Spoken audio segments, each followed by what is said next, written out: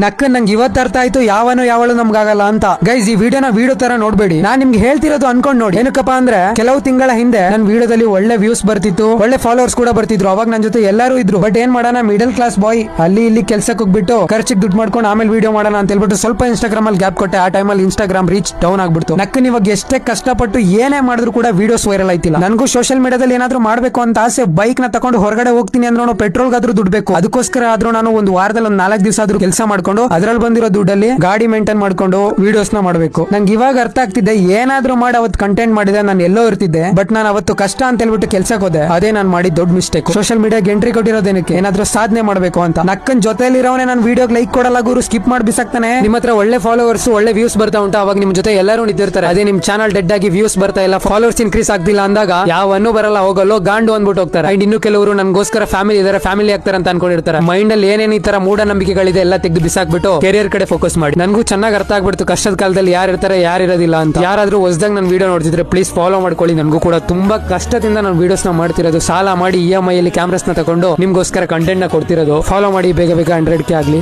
Love you all guys, bye, take care. Next